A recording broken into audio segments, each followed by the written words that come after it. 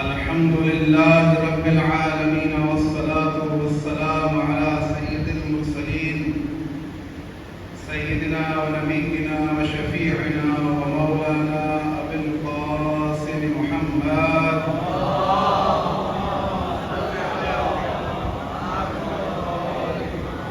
وعلى أهل بيته الطيبين الطاهرين المعصومين المظلومين ولعنة الله على أعدائهم أجمعين.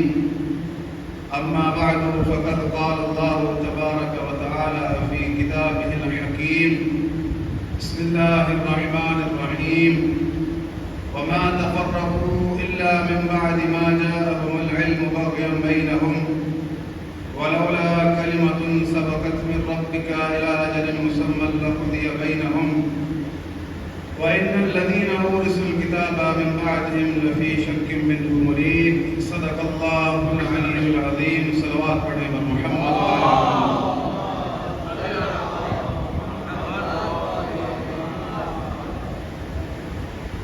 عزیزان محترم، عشرہ مجالس بارگاہ سامرہ کی دوسری مجلس ہے اور ہمارا عنوان ہے وارث قرآن. پہلے گزشتہ مجلس کا تھوڑا سا تذکرہ کروں گا کہ آخر میں جہاں ہم نے چھوڑا تھا کہ اللہ رب العالمین نے یہ فرمایا ہے کہ اللہ ضرور اس کی مدد کرے گا جس نے اللہ کی مدد کی ہے. امام حسین نے اللہ کی مدد کی، اللہ امام حسین کی مدد کر رہا ہے کیونکہ حسین وارث قرآن ہے. اور گزشتہ جو میں نے آپ کے سامنے آیتیں پیش کی کہ اللہ رب العالمین ہم سے کسی بھی صورت کبھی بھی فاسق و فاجر ظالم کی اطاعت نہیں چاہتا، بلکہ اللہ رب العالمین ہمیں منع کر رہا ہے کہ خبردار کبھی ظالم کی طرف مائل بھی نہ ہونا. اور اس نے ظالموں پر لعنت کی ہے، جھوٹوں پر لعنت کی ہے. عزیزان محترم، فرق ہے ہم میں اور دیگر مسلمانوں میں. آپ سب یہ باتیں جانتے ہیں کہ ہم اس بات کے قائل ہیں کہ اللہ کے رسول صلی اللہ علیہ وآلہ وسلم نے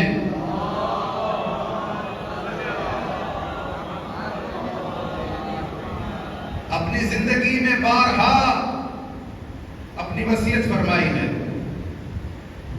اور ہمیں مشکل میں نہیں چھوڑا، مجدار میں نہیں پھنسایا. رسول اللہ وہ ذات ہیں کہ جن کے لیے اللہ رب العالمین فرماتا ہے اپنے کلام کے اندر، سورہ ابراہیم کی پہلی آیت ہے کہ کتاب انزلناہ الیک لتخرج الناس من الظلمات الی النور، کہ ہم نے رسول کو قرآن کے ساتھ اس لیے بھیجا ہے تاکہ وہ ظلمات سے لوگوں کو نکال کر نور میں داخل کرے اور اللہ کی صراط پر چلائے. اللہ کے رسول صلی اللہ علیہ وآلہ وسلم نے اپنی ذمہ داری کو بخوبی نبھایا اور قیامت تک کے لیے ہمیں ہدایت کا وسیلہ مہیا کیا اور فرمایا کہ میں تمہارے درمیان قرآن اور اہل بیت چھوڑے جا رہا ہوں اور میں محمد ضمانت دیتا ہوں کہ اگر ان کے ساتھ متمسک رہو گے تو کبھی گمراہ نہ ہوگے. اللہ کے رسول صلی اللہ علیہ وآلہ وسلم نے اپنی وصیت فرمائی. اب یہاں پر جب رسول اللہ نے وصیت فرما دی ہے تو کسی مفتی کا کوئی فتویٰ نہیں چلے گا، کیونکہ دین قرآن خوانی کے حلوے کا نام نہیں، دین حافظ ربڑی کا نام نہیں کہ کوئی مفتی اٹھ کر کہہ دے کہ اللہ نے ہم پر فاسق و فاجر کی اطاعت واجب کی ہے اور قیام امام حسین کے خلاف بولے. ہمارے پاس قرآن بھی ہے اور وارث قرآن بھی موجود ہے، ہم لاوارث نہیں ہیں. آپ جو لوگ یہاں مومنین بیٹھے ہیں، بچے، جوان، بزرگ، سب سے میری التجا ہے کہ جب بھی کسی کے سامنے کوئی بات کیا کریں، اپنے مولا کا کوئی قول پیش کیا کریں، کسی بھی معصوم کا کوئی قول پیش کرتے ہیں کسی کے سامنے، آپ کے سامنے کوئی بھی مکتب فکر کا فرد ہو، بڑے افتخار کے ساتھ بتایا کریں. جب بھی کہا کریں، کوئی بات پیش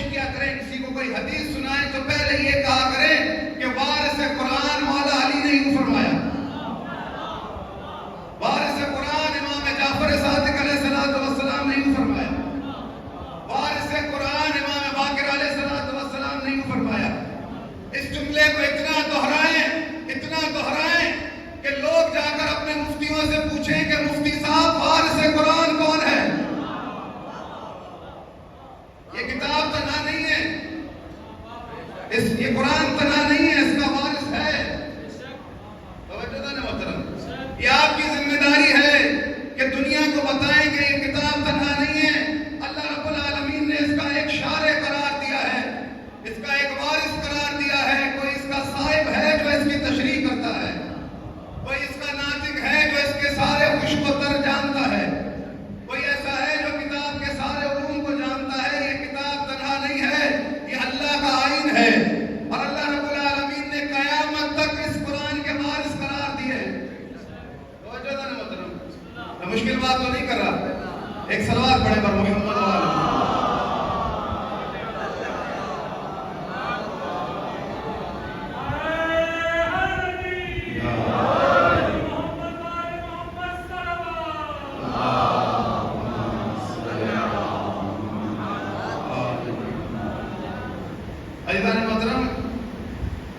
گزشتہ روز میں نے آپ کے سامنے سورہ مجادلہ کی آیت نمبر 8 پڑھی تھی کہ جس میں یہ تذکرہ کیا تھا کہ رسول اللہ منبر سے دین بتایا کرتے تھے تو رسول اللہ کے سامنے بیٹھے لوگ رسول اللہ کی مخالفت کرتے تھے، بیٹھے لوگ رسول اللہ کی مخالفت کرتے تھے، کانوں میں باتیں کرتے تھے۔ یہ آیت کا تناظر کچھ اور تھا، رسول اللہ منبر سے دین بتا رہے ہیں تو کانوں میں باتیں ہوتی تھی کہ رسول اللہ کی بات نہیں مانیں گے، وہ معاملہ جدا تھا۔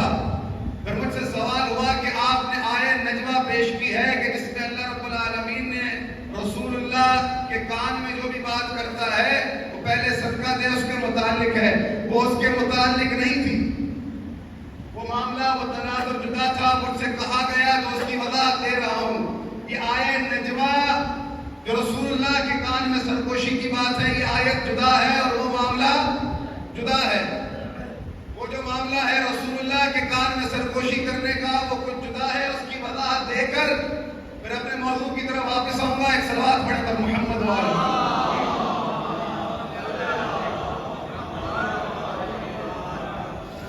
اس آیت کے اندر جو کہ آیت نمبر 8 تھی، اس میں رسول اللہ کی باتوں کی مخالفت ہوتی تھی۔ وہ مخالفت کیا ہوتی تھی کہ رسول اللہ کی بات نہیں مانیں گے، بالاسم والعدوان، گناہ کی اور دشمنی کی بات ہوتی تھی۔ لیکن یہ جو آیت نجوہ مشہور و معروف ہے وہ اس طرح سے ہے کہ کچھ لوگ ہوتے تھے کہ رسول اللہ کو جب دیکھتے تھے کہ ان کے اصحاب ارد گرد جمع ہیں، بھیڑ زیادہ ہے، لوگ بیٹھے ہیں، تو وہ چاہتے تھے کہ لوگوں کے سامنے ہم بھی دکھائیں کہ ہم بھی کچھ قد کاٹ والے ہیں، ہماری بھی کوئی عزت ہے، ہمارا بھی کوئی مقام ہے۔ جب رسول اللہ کو دیکھتے تھے کہ لوگ گھیرا کر کے کھڑے ہوئے ہیں تو وہ کیا کرتے تھے، رسول اللہ سے آ کر کہتے تھے کہ یا رسول اللہ ذرا ہماری بات تو سنیں، تنہائی میں آئی ہے۔ تو رسول اللہ سے کہتے تھے تو رسول اللہ ان کے ساتھ چلے جاتے تھے، تو وہ جا کر کان میں بات کرتے تھے رسول اللہ کے، کچھ کہتے تھے۔ توجہ تھا محترم؟ تو جب اس طرح سے معاملہ ہوا، اللہ رب العالمین کو یہ بات سخت ناپسند آئی، کیونکہ وہ جو لوگ یہ عمل کرتے تھے، رسول اللہ کو تنہائی میں بلاتے تھے، ان کا ہدف کچھ اور ہوتا تھا، وہ در حقیقت اپنی ذات کو اٹھانا چاہتے تھے، ویسے کہیں پر ان کا کوئی کارنامہ تو تھا نہیں۔ اب میں آپ کو مثال دے کر سمجھاؤں ذرا، اگر مثال کے طور پر آقا یہ آیت اللہ سیستانی دام حفظہ یہاں آ جائیں، سارا علاقہ جمع ہو جائے گا، ان کی عزت ہے، اللہ رب العالمین ان کی عزت میں اضافہ فرمائے، ہزاروں کا مجمع ہو اور میں ان سے کہوں کہ آقا صاحب ذرا میری بات تو سنیں، تنہائی میں لے جاؤں سب کے سامنے، تو لوگوں کی نظر میں کیا اثر آئے گا؟ بھائی حافظ صاحب تو بڑی اونچی اڑان اڑ رہے ہیں، آقا صاحب کو تنہائی میں بلایا اور وہ پیچھے چل پڑے، تو لوگوں کی نظر میں کیا ہوگا کہ بھئی یہ کوئی بڑی شخصیت ہے، جو جانتے ہوں گے، جو نہیں جانتے ہوں گے وہ پوچھیں گے یہ کون ہے، تو پھر تعارف ہوگا بھئی یہ فلاں ہے۔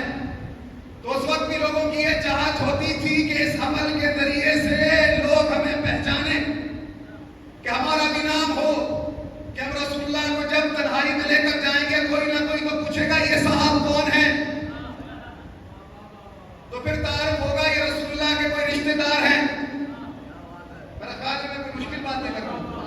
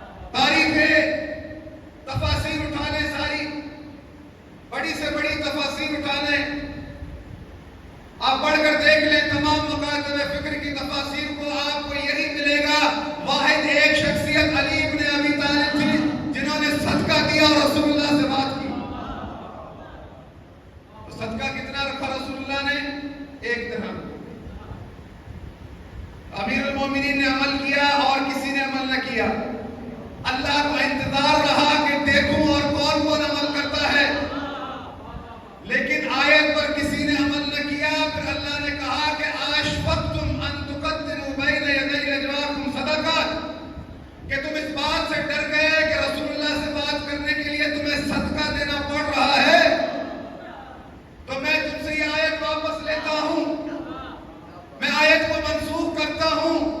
تم میں سے کوئی صدقہ دینے والا نہیں ہے، تم میں سے کوئی درہم دینے والا نہیں ہے جو درہم دے کر رسول اللہ سے بات کرے.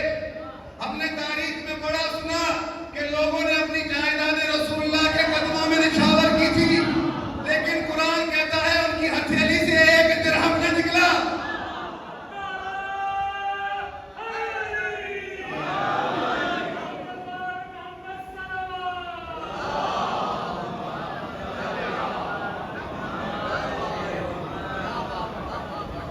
ایک درہم نے کسی کی ہتھیلی سے کھسکا، جائیدادیں دے دی، فلاں دے دیا، یہ دے دیا. بھائی قرآن یہ کہتا ہے.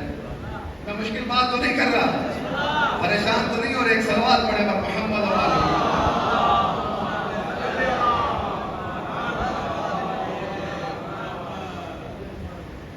عزیزان محترم، یہ وہ جو گزشتہ میں نے کل آیت پڑھی تھی اس کا تناظر کچھ اور تھا، یہ آیت نجوا کچھ اور ہے. اس لیے میں نے اس کی وضاحت کی تاکہ آپ کو کل والی بات ٹھیک سمجھ میں آ جائے. مجھ سے کہا گیا لہذا اس لیے میں نے اس کی وضاحت دی. اب میں اپنے موضوع کی طرف واپس آؤں کہ ہمارا موضوع ہے قرآن اور وارث قرآن. توجہ دیں محترم، یہ قرآن وہ ہے کہ جس کے لیے اللہ رب العالمین نے فرمایا ہے کہ افلا یتدبرون القرآن ام علی قلوب اقفالها، کہ یہ قرآن پر تدبر کیوں نہیں کرتے، کیا ان کے دلوں پر قفل لگے ہیں. اللہ رب العالمین نے پورے کلام کے اندر، پورے قرآن کے اندر کہیں پر یہ نہیں کہا کہ تم قرآن کو حفظ کرو، بلکہ یہ کہا کہ تم قرآن پر تدبر کرو. اللہ رب العالمین نے قرآن پر تدبر کا کہا اور یہ کہا کہ یہ قرآن پر تدبر کیوں نہیں کرتے، کیا ان کے دلوں پر قفل لگے ہیں. اللہ کی دعوت یہ ہے، اللہ کی پکار یہ ہے کہ قرآن پر تدبر کرو. پورے قرآن میں کہیں نہیں لکھا کہ اللہ نے کہا ہو کہ اسے فقط رٹتے رہو، اسے حفظ کرتے رہو، کیونکہ جو قرآن پر تدبر کرتا ہے وہ کبھی یزید جیسے کی بیعت نہیں کر سکتا، اور جو قرآن کو فقط رٹتا رہتا ہے وہ یزید جیسے کی بیعت کر سکتا ہے. لشکر یزید میں حافظان قرآن بہت تھے لیکن مدبران قرآن کوئی نہیں تھا. اگر وہ مدبر قرآن ہوتے تو ان کا امام حسین ہوتا نہ کہ یزید ہوتا. اللہ رب العالمین نے قرآن پر تدبر کا حکم دیا ہے کہ تم اس پر غور و فکر کیوں نہیں کرتے، تدبر کیوں نہیں کرتے. میں مخالفت نہیں کر رہا، ہمارے پاس اصول دین میں عدل بھی ہے. آپ خود بھی حافظ قرآن بنے، بچوں کو بھی حافظ قرآن بنائیں. میں بھی حافظ قرآن ہوں، لیکن ساتھ ساتھ یہ بھی کہیں کہ بیٹا قرآن پر تدبر کرنا ہے، قرآن پر غور و فکر کرنا ہے. کیونکہ ہم نے بھی یہ سنا تھا بچپن میں، ہمارے والدین نے بھی سنا تھا، یہ حدیث سنائی جاتی تھی کہ جو بھی حافظ قرآن بنے گا وہ اپنی 7 نسلیں جنت میں لے کر جائے گا، اپنے آباء و اجداد کو جنت میں لے کر جائے گا. ہمیں اعتراض نہیں ہے حدیث سے، قرآن کے کمال پر بھی اعتراض نہیں ہے، لیکن یہ بے انصافی ہے، یہ بے انصافی ہے. کیونکہ جو آپ کہہ رہے ہیں کہ آپ اگر حافظ قرآن بن جائیں پچھلی 7 نسلیں آپ جنت میں لے جا سکتے ہیں. اب پتہ نہیں کہ آپ کے بڑے پیچھے 7 نسلوں میں مسلمان تھے بھی یا نہیں.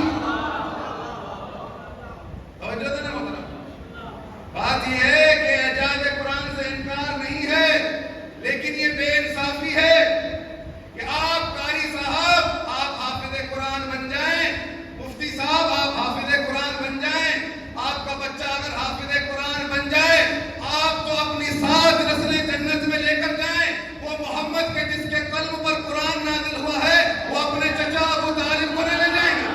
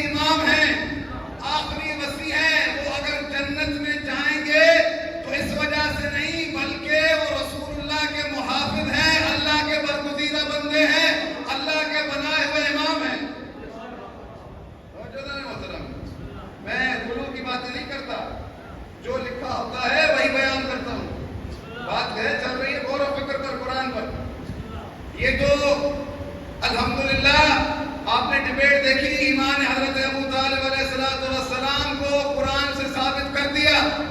آج تک کسی مفتی نے جواب نہیں دیا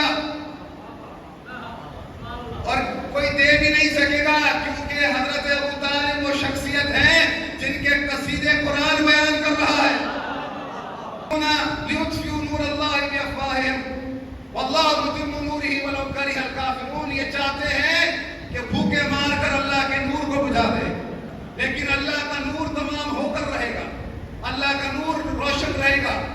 حسین نور اللہ ہے، اللہ کا نور ہے، جن کا ذکر کبھی نہیں مٹ سکتا.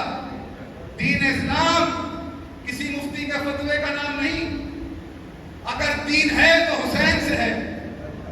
شرف دین اگر اسلام کی عزت ہے تو نام حسین سے ہے، نام محمد و آل محمد سے ہے. دین اللہ اور اس کے رسول کا ہے. لیکن یہ جو لوگوں نے معیار ٹھہرایا ہے کہ اپنے لیے خود قرار دے دیے کہ یہ چیز حق ہے، حق یہ نہیں. توجہ دیں محترم آپ کی. اگر انسان مسلمان فقط چھوٹی سی اس آیت اور سورہ پر، چھوٹے سے سورہ پر غور و فکر کرتے تو سارے مسئلے حل ہو جاتے. اللہ رب العالمین نے چھوٹی سی سورہ کے اندر سارا کا سارا نظام واضح کر دیا اور فرمایا کہ والعصر ان الانسان لفی خسر، کہ زمانے کی قسم انسان خسارے میں ہے. الا الذین آمنوا وعملوا الصالحات، سوائے ان کے کہ جو ایمان لائے، عمل صالح کیا. وتواصوا بالحق وتواصوا بالصبر. خسارے میں وہ نہیں ہے جو حق کے ساتھ ہے اور جو صبر کے ساتھ ہے، جو حق کی وصیت کرتا ہے، جو صبر کی وصیت کرتا ہے. اللہ رب العالمین نے کہا کہ سب انسان خسارے میں ہیں، پھر جدا کر دیا اہل ایمان کو، عمل صالح کرنے والوں کو. پھر فرمایا کہ وہ خسارے میں نہیں ہے جو ایمان والا ہے، جو عمل صالح کرتا ہے، جو حق کے ساتھ ہے، جو صبر کے ساتھ ہے. اللہ نے اپنے کلام میں کہیں پر نہیں کہا کہ خسارے میں وہ نہیں ہے جو مسند حکومت کے ساتھ ہے، خسارے میں وہ نہیں ہے جو تعداد کے ساتھ ہے.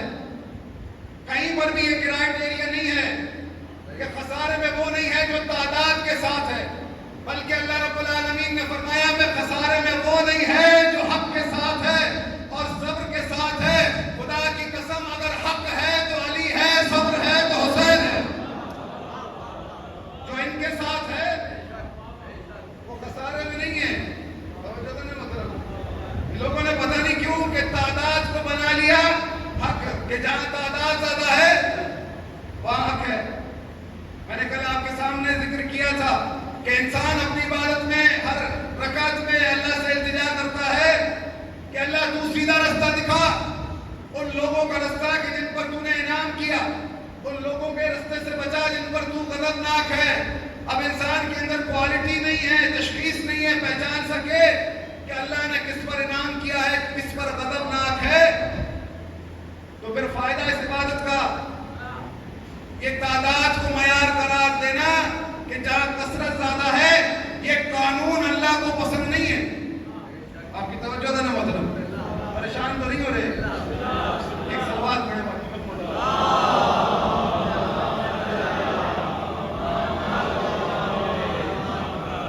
سورہ نحل آپ نے سنی ہے، 14واں پارہ ہے، قرآن کی آیت ہے. قرآن کا ایک سورہ ہے جس کا نام ہے سورہ نحل.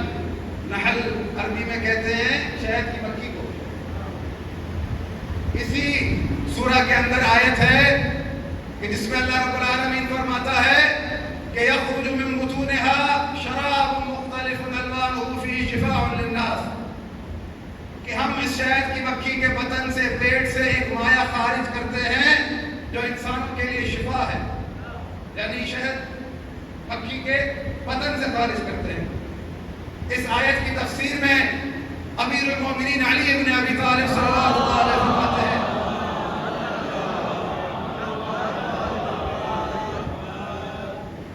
مولا فرماتے ہیں کہ شہد کی مکھی کی ایک خاصیت ہے کہ جب بھی انتخاب کرتی ہے طیبات کا کرتی ہے، پاک اور لطیف پھولوں پر بیٹھتی ہے. وہ درخت جو خوشبودار ہیں، جن کی شاخیں خوشبودار ہیں، طیب و طاہر ہیں، ان درختوں پر بیٹھتی ہے. اس کا انتخاب طیبات ہے. طیبات ہیں. مولا نے فرمایا کہ مومن مخلص شہد کی مکھی کی طرح ہے کہ اس کا انتخاب طیبات ہوتے ہیں، رزق حلال کھاتا ہے، طیب رزق کھاتا ہے. یعنی شہد کی مکھی کی خاصیت بتاتے ہوئے امیر المومنین نے مومن کو شبیہ قرار دیا کس کے؟ شہد کی مکھی کے. آپ کی توجہ ذرا کہ مومن شہد کی مکھی کی طرح ہے کہ شہد کی مکھی کا انتخاب طیبات ہے، پاک اور لطیف پھول جو خوشبودار ہے ان پر جا کر بیٹھتی ہے. اور مومن مخلص والا نے کہا کہ مانند ہے کس کی؟ شہد کی مکھی کے، کہ اس کا انتخاب طیبات ہے، پاک رزق کھاتا ہے، طیب رزق کھاتا ہے، ہمیشہ طیبات کا انتخاب کرتا ہے. لیکن اس کے برعکس آپ دیکھیں کالی مکھی آپ کے کھانوں پر بھی بیٹھ جاتی ہے، پاک اور طیب کھانے ان پر بھی بیٹھ جاتی ہے. آپ دودھ رکھیں اس پر بھی بیٹھ جاتی ہے، کوئی میٹھی چیز بنائیں اس پر بھی آ کے بیٹھ جاتی ہے. پھر آپ دیکھتے ہیں کہ جا کے نجاست پر بھی بیٹھ جاتی ہے، گٹر پر بھی بیٹھی نظر آتی ہے، بعض اوقات لوگوں کی ناک پر بھی آ کے بیٹھ جاتی ہے. اس سے پوچھے بندہ کہ جب تیرا پیٹ طیبات سے بھر گیا تجھے ضرورت کیا تھی نجاست پر جا کر بیٹھنے کی؟ تو اس کا جواب یہی ہوگا کہ میں سب کو مانتی ہوں.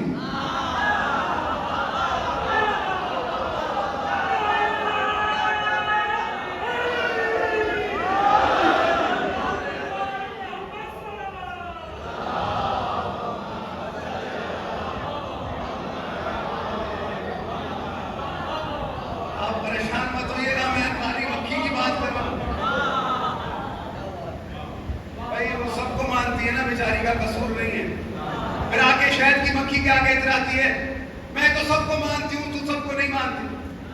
تو شہد کی مکھی کا جواب یہی ہوگا اگر تیرے عقیدے پہ آ گئی تو اس کمال سے اتر جاؤں گی کہ میرے بدن سے شفا نکلتی ہے. یعنی اس کمال سے اتر جائے گی، وہ کمال اس کا باقی نہیں رہے گا. اللہ سے کمال چھین لے گا کہ وہ سب چیزوں کو مخلوط کرے، ہر چیز کو انتخاب کرے. مومن مخلص کی مثال یہی ہے کہ وہ مومن کہ جس کے قلب میں علی جیسا پاک امام رہتا ہو کبھی بھی علی کے دشمن کو جگہ نہیں دے گا.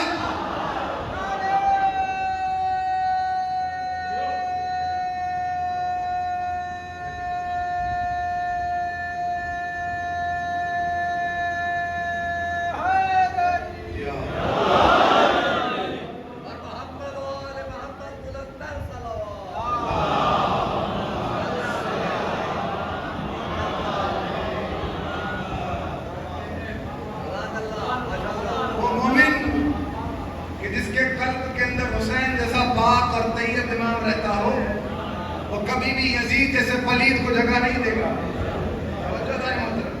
اللہ رب العالمین کا بھی یہ فرمان ہے کہ اللہ رب العالمین نے اپنے حبیب سے فرمایا قُلْ لَا يَسْتَوِي الْخَبِيثُ وَالطَّيِّبُ وَلَوْ أَعْجَبَكَ كَثْرَةُ الْخَبِيثِ.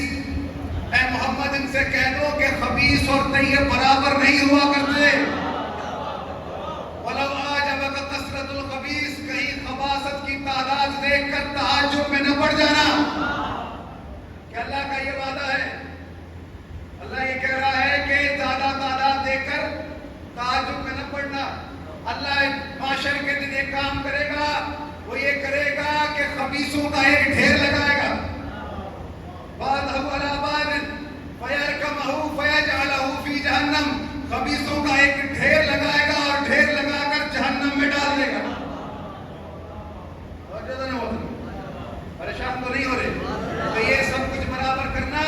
پھر جہاں پر بھی ہم نے دیکھا کہ لوگ پھنستے ہیں پھر کہتے ہیں ہم سے سوال نہیں ہوگا حسین کا یزید کا، ہم سے سوال نہیں ہوگا بی بی زہرا کو حق ملا تھا نہیں ملا تھا، ہم سے سوال ہوگا نماز پڑھی تھی نہیں پڑھی تھی، روزہ رکھا تھا نہیں رکھا تھا، زکوٰۃ دی تھی نہیں دی تھی، حج کیا تھا نہیں کیا تھا. ہم سے یہ سوال ہوگا تیرا اللہ کون ہے، تیرا رسول کون ہے، تیرا دین کیا ہے.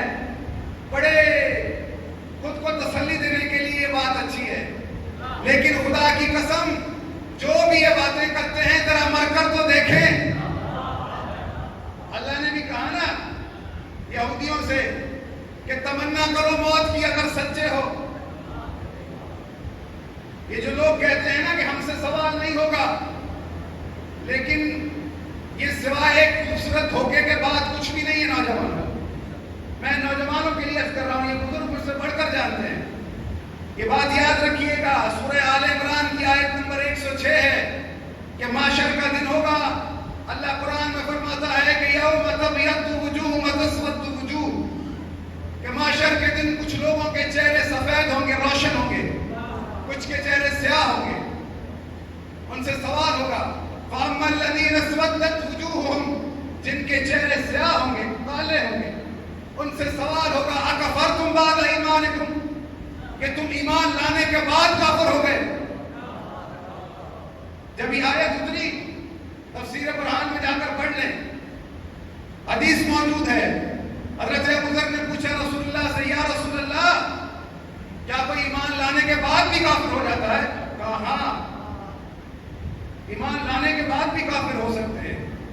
رسول اللہ نے فرمایا کہ ابو ذر، محشر کا دن ہوگا، محشر کے میدان میں محمد خود کھڑا ہوگا.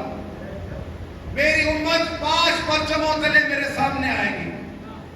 پہلا جو گروہ آئے گا، بڑی توجہ کے ساتھ سنیے گا، اس کے سردار نے اپنی دغا کا پرچم اٹھا رکھا ہو. وہ میری امت کا فرعون ہوگا. وہ جب گروہ میرے سامنے آئے گا، میں ان سے پوچھوں گا، سردار سے پوچھوں گا کہ مجھے یہ بتاؤ کہ ثقلین کے ساتھ کیا کیا. مجھے یہ بتاؤ میرے بعد قرآن اور اہل بیت کے ساتھ کیا کیا. تو وہ کہے گا کہ یا رسول اللہ، ہم نے قرآن کو پس پش ڈال دیا، آپ کے اہل بیت پر ظلم کیا، ان کے حق کو غصب کیا، آپ کے اہل بیت پر ظلم کیا.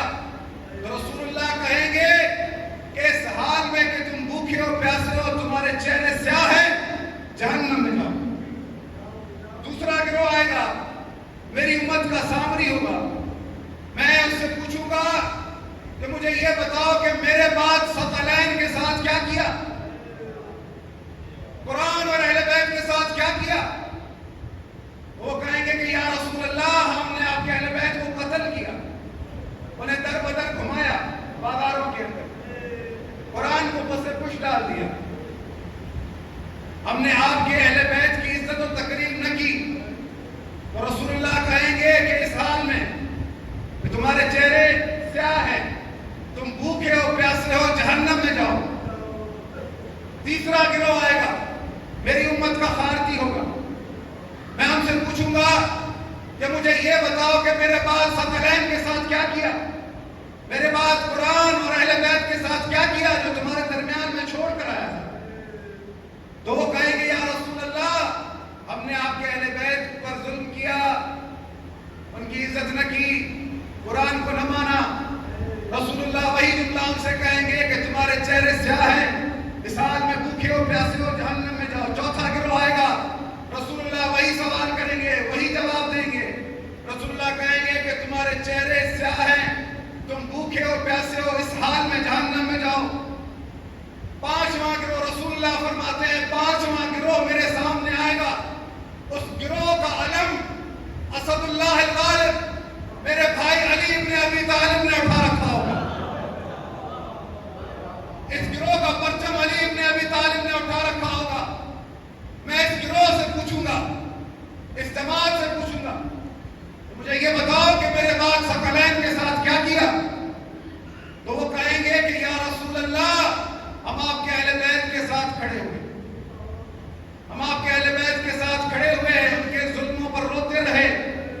یا رسول اللہ، ہم ان پر گریہ کرتے رہے، آپ کے اہل بیت کی حمایت کرتے رہے، ان کے حق ولایت کو بیان کرتے رہے، یہاں تک کہ ہمارے اوپر ظلم ہوا، ہمارے بچوں کو قتل کیا گیا. یا رسول اللہ، ہم اپنے گھروں میں، اپنے وطنوں میں پردیسیوں کی طرح زندگی گزارتے تھے. یا رسول اللہ، اس حال میں ہم نے آپ کے اہل بیت کو نہ چھوڑا، آپ کے اہل بیت کے ظلموں پر روتے رہے، لوگوں کو بتاتے رہے آپ کے اہل بیت کا حق. ہمیں مجبور کیا گیا، ہم نے اپنے وطنوں کو چھوڑا، ہم نے پردیس کاٹے. یا رسول اللہ لیکن آپ کے اہل بیت کو ہم نے نہ چھوڑا، ہم نے قرآن کو سینے سے لگایا، قرآن کی بات کو مانا، اللہ کے نظام کو مانا۔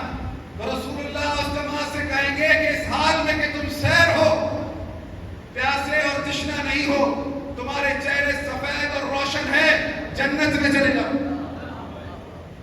یعنی یہ کہنا کہ کوئی سوال نہیں ہوگا، رسول اللہ اپنی وصیت کے بارے میں کیا سوال نہیں کریں گے؟ کیا رسول اللہ کا یہ کہنا کہ میں تمہارے درمیان قرآن اور اہل بیت چھوڑے جا رہا ہوں ابس بات تھی؟ آپ کی توجہ ہے؟ پریشان تو نہیں ہو رہے؟ رسول اللہ نے وصیت فرمائی تھی۔ یہی ہم لوگوں کو بتانا چاہتے ہیں کہ رسول اللہ کبھی بھی قرآن کی مخالفت نہیں کیا کرتے تھے۔ باب لکھے ہیں کتابوں کے اندر جنہیں لوگ صحیح کہتے ہیں، رسول اللہ نے فرمایا جو بھی وصیت کے سوا دنیا سے گیا وہ جاہلیت کی موت مر گیا۔ اسی طرح سے جس طرح رسول اللہ نے فرمایا تھا کہ من لم یعرف امام زمانہ مات میتۃ جاہلیہ، کہ جو بھی اپنے وقت کے امام کی معرفت کے سوا دنیا سے گیا وہ جاہلیت کی موت مر گیا۔ اسی طرح رسول اللہ نے فرمایا کہ جو وصیت کے بغیر دنیا سے گیا وہ جاہلیت کی موت مر گیا۔ تو جو رسول دنیا کو بتا رہے ہیں، دین سکھا رہے ہیں کہ وصیت کرنا کتنا مہم ہے، یہ کیسے ممکن ہے کہ وہ خود وصیت کر کے نہ جائیں؟ میری بات پہنچ رہی ہے؟ یعنی یہ ممکن نہیں ہے۔ رسول اللہ نے اپنی وصیت فرمائی اور قیامت تک وصیت فرمائی اور بتا دیا لوگوں کو، انہیں مجدار میں نہیں پھنسایا۔ اب یہ جو لوگ کہتے ہیں، میرے سامنے بھی ایک مفتی صاحب نے کہا تھا ہم بھی امام مہدی کو مانتے ہیں۔ آپ سے کس نے کہا کہ امام مہدی آئیں گے؟ رسول اللہ نے وصیت کی تھی کہ میرے آخری زمانے میں میری ذریت میں سے ایک امام آئے گا، اس کا نام مہدی ہوگا۔ اچھا، اللہ کے رسول نے اور کیا کہا تھا؟ اللہ کے رسول نے کہا تھا کہ وہ دنیا میں ایک نظام نافذ کرے گا، اللہ کے دین کو نافذ کرے گا۔ اچھا، اور کیا کہا تھا؟ پوری دنیا میں عدل کو قائم کرے گا۔ اور رسول اللہ نے کیا کہا تھا؟ رسول اللہ نے کہا تھا کہ اگر وہ ظہور کرے، پیروں پر نہ چل سکو، اگر رینگ کر جانا پڑے تو خود کو اس تک پہنچانا، تمہاری نجات اسی کے پاس ہے۔ یہ سب باتیں کس نے بتائی تھی؟ رسول اللہ نے بتائی تھی۔ بہت خوب، یہی ہم دنیا کو بتانا چاہتے ہیں کہ رسول اللہ نے اپنی ذمہ داری کو نبھایا، آخری زمانے کے لوگوں کو نہیں چھوڑا، انہیں بتایا کہ تمہاری حجت کا نام کیا ہے، تمہارے امام کا نام کیا ہے۔ بچے کو پتا ہے، بوڑھے کو پتا ہے، سنی کو پتا ہے، شیعہ کو پتا ہے۔ رسول اللہ نے کہا تھا میرے آخری زمانے میں میرا بارواں آئے گا، اس کا نام مہدی ہوگا، کیا کیا کرے گا، یہ سب رسول اللہ نے بتایا۔ رسول اللہ نے آخری زمانے کے لوگوں کو نہیں چھوڑا، انہیں بتایا کہ تمہاری حجت کا نام کیا ہے۔ تو یہ کیسے ممکن ہے کہ وہ یہ نہ بتائیں کہ میرے بعد تمہارا امام کون؟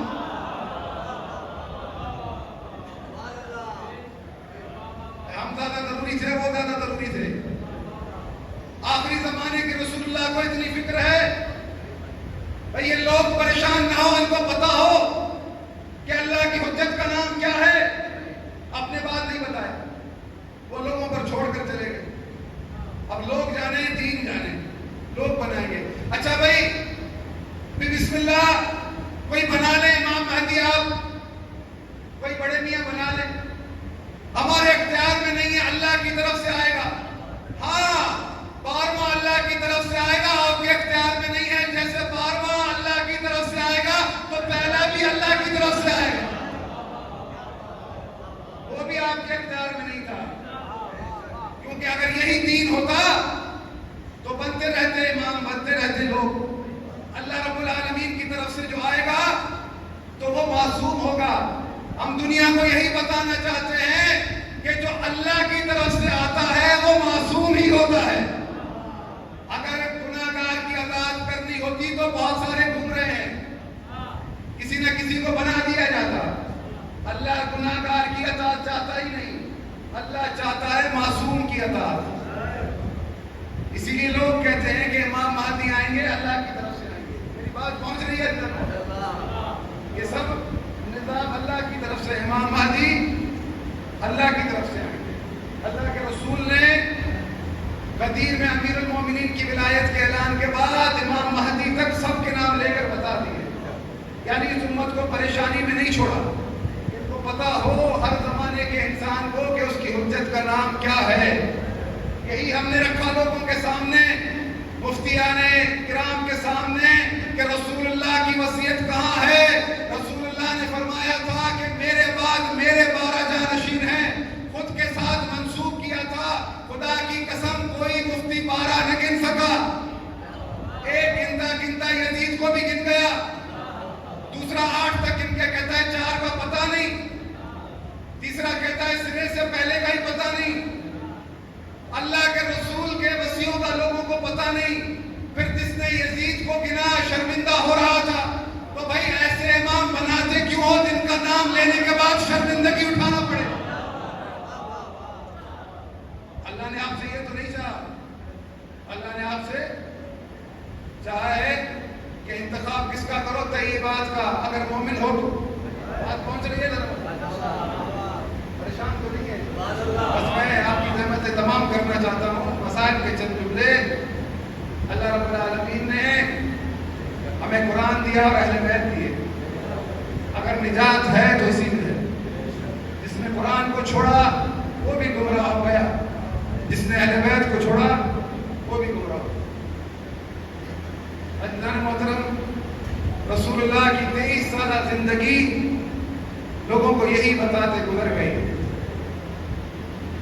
کہ اے لوگوں، اگر چاہتے ہو نور میں رہو تو میرے اہل بیت سے متمسک رہنا، قرآن سے متمسک رہنا۔ ایک شخص تھا مدینے میں، اس کی روز شکایتیں آتی تھی رسول اللہ، روز کسی کے ساتھ جھگڑا، کسی نہ کسی کے ساتھ گالی گلوچ، آئے دن اس کی شکایتیں آتی تھی۔ رسول اللہ نے اسے سزا کے طور پر مدینے سے نکال دی کہ تو مدینے میں نہیں رہ سکتا۔ وہ شخص چلا گیا مدینے سے باہر، کب کچھ عرصہ گزرا، ندامت ہوئی کہ غلط کیا، اللہ کے رسول کی قربت میں تھا، نہ رسالت کو سمجھ سکا نہ توحید کو سمجھ سکا، بہت بڑی غلطی ہو گئی مجھ سے، میں نے رسول اللہ کا تقرب کھو دیا اور اپنے اخلاق کی وجہ سے رسول اللہ کے شہر سے نکال دیا گیا۔ اس نے اپنے دل میں توبہ کی، اپنے رب سے معافی مانگی اور اللہ سے التجا کی کہ میرے اللہ مجھے تقرب محمد مصطفیٰ لوٹا دے، میرے لیے ایسا بندوبست کر کہ محمد مصطفیٰ مجھے قبول کر لے، میں جاؤں اور قبول ہو جاؤں۔ اس شخص نے ارادہ کیا کہ وہ مدینہ جائے واپس۔ اس نے مدینے کی طرف چلنا شروع کیا۔ جب شہر کے قریب پہنچا، مدینے میں داخل ہوا، تو لوگوں نے جب اسے دیکھا تو دوڑتے ہوئے آئے رسول اللہ کے پاس، یا رسول اللہ، جس شخص کو آپ نے مدینہ سے نکال دیا تھا وہ شخص مدینہ میں داخل ہو رہا ہے۔ رسول اللہ نے کہا کہ جاؤ اسے کہو کہ ہم نے سزا کے طور پر تمہیں نکال دیا ہے، اسے حق نہیں ہے کہ وہ مدینہ میں داخل ہو، اسے کہو کہ واپس لوٹ جائے۔ اب وہ مدینے کی طرف بڑھ رہا ہے، گلیوں سے گزر رہا ہے، ایک گلی پر پہنچا، ایک جگہ پر پہنچا کہ اس نے دیکھا کہ بچے کھیل رہے ہیں، ان بچوں میں حسین بھی ہے۔ اس نے حسین کو اٹھایا اور کندھے پر سوار کر دیا۔ اب اس نے قدم بڑھائے، چل رہا ہے، مسجد نبوی کی طرف جا رہا ہے۔ ایک شخص اور دوڑتا ہوا ہے، یا رسول اللہ، جس شخص کو آپ نے مدینے سے نکال دیا تھا وہ شخص مدینے میں داخل ہو چکا ہے، یہاں مسجد کی طرف آ رہا ہے۔ رسول اللہ نے کہا کہ جاؤ اسے کہو کہ یہ ہمارا حکم ہے کہ مدینہ کو ترک کر دے، یہاں سے چلا جائے، ہم نے اسے سزا دی ہے۔ تو وہ شخص لوٹا، پھر ایک اور شخص آیا، یا رسول اللہ، جس کو آپ نے نکال دیا تھا وہ مدینہ میں آ گیا ہے، واپس مسجد کی طرف آ رہا ہے۔ تو رسول اللہ نے کہا کہ اسے کہو کہ چلا جائے واپس، اسے اجازت نہیں ہے کہ وہ مسجد میں داخل ہو۔ اس شخص نے کہا کہ یا رسول اللہ، اس سے کیسے کہیں کہ تو لوٹ جا، اس نے حسین کو کندھے پر سوار کر رکھا۔ خدا کی قسم، جیسے ہی رسول اللہ نے یہ جملہ سنا کہ اس نے حسین کو کندھے پر اٹھا رکھا ہے، اپنی مسند سے کھڑے ہو گئے، اپنے صحابہ جاؤ اس کا استقبال کرو، اس نے میرے حسین کو اپنے کندھے پر اٹھایا۔ لوگ چاہتے تھے کہ تقرب رسول اللہ کو پائیں، اور اللہ سے التجا کی اس نے کہ یا رسول اللہ تقرب محمد مصطفیٰ چاہتا ہوں، تو اللہ نے اسے ہدایت کی حسین کی طرف، اور اس نے حسین کو کندھے پر سوار کیا، اسے اللہ کے رسول نے بھی قبول کیا، اللہ نے بھی قبول کیا۔ لیکن ہائے حسین، کہ یہی حسین جو جانتا ہے کہ میں وہ ہوں کہ جس کے ذریعے لوگ محمد مصطفیٰ کا تقرب چاہتے تھے، وہی حسین اتنے تنہا ہو گئے کہ اپنے 6 ماہ کے علی اصغر کو لے کر لشکر شام کی طرف ہاتھوں پر بلند کر کے دکھا رہے تھے کہ میں تمہارا دشمن ہوں نا، میں نے یزید کی بیعت نہیں کی، لیکن اس معصوم بچے نے تمہارا کیا قصور کیا ہے، کم از کم اسے تو پانی پلا دو، میں تمہارا قصوروار ہوں۔ عزیزان محترم، ہائے حسین، حسین نے جب یہ کہا کہ یہ معصوم بچہ ہے تو ایک وبال اٹھا لشکر یزید میں، لوگ بپھرنے لگے۔ عمر سعد نے پکار کر حرملہ سے کہا کہ حرملہ حسین کے کلام کو قطع کر، کہیں ایسا نہ ہو کہ ہماری فوج ہمارے خلاف ہو جائے۔ حرملہ نے تیر اٹھایا، تیر کا اٹھانا تھا کہ گر گیا ہاتھ سے، پھر دوبارہ اٹھایا، پھر گر گیا، پھر اٹھایا، پھر گر گیا۔ عمر سعد نے پکار کر کہا کہ اگر کوئی مجھ سے پوچھے کہ عرب کا ظالم ترین شخص کون ہے تو میں تیرا نام لوں گا، تجھ سے ایک بچہ نہیں مارا جاتا۔ تو حرملہ نے کہا کہ کیا کروں، جب بھی تیر اٹھاتا ہوں ایک برقع پوش بی بی دامن پھیلائے کھڑی نظر آتی ہے، کہتی ہے کہ حرملہ تو بھی بچوں والا ہے، میرے بچے کے بچے کو نہ مار۔ عمر صاحب نے پکار کر کہا کہ اے حرملہ، حسین کے کلام کو قطع کر ورنہ ہمارا لشکر ہمارے ہاتھ سے نکل جائے گا۔ حرملہ نے تیر چلایا، وہ تیر کا کیا چلنا تھا کہ روایت کہتی ہے ذبح من الاذن الى الاذن، کہ علی اصغر کا گلا کان سے لے کر دوسرے کان تک ذبح ہو گیا۔ حسین نے چاہا کہ اصغر کے خون کو زمین پر گرائیں تو زمین نے کہا کوئی فصل نہ ہوگی، چاہا کہ آسمان کی طرف پھینکیں، ندائے آسمانی آئی، قطرہ بارش کا نہ برسے گا۔ حسین نے اصغر کے خون کو اپنی داڑھی پر ملا اور لے کر چلے خیموں کی طرف۔ عزیزان محترم، بہت جنازے حسین نے اٹھائے لیکن حسین کے قدم نہ لڑکھڑائے۔ یہ جنازہ وزن میں تو ہلکا تھا لیکن اٹھانے میں بڑا بھاری تھا۔ حسین خیموں کی طرف جاتے تھے، قدم لڑکھڑا رہے تھے، در خیمہ نظر نہیں آ رہا تھا، اور یہ کہتے جاتے تھے کہ انا للہ و انا الیہ راجعون۔ جب خیمے میں داخل ہوئے، چھوٹی سکینہ 4 سال کی پکار کر پوچھا بابا علی اصغر نے پانی پی لیا؟ تو حسین نے کہا ہاں میری بچی، اصغر نے ایسا پانی پیا ہے کہ اب کبھی اسے پیاس نہ لگے گی۔ الا لعنۃ اللہ علی القوم الظالمین، سيعلم الذين ظلموا أي منقلب ينقلبون۔ ایک فاتحہ پڑھ دے تو مومنین کی طرف سے۔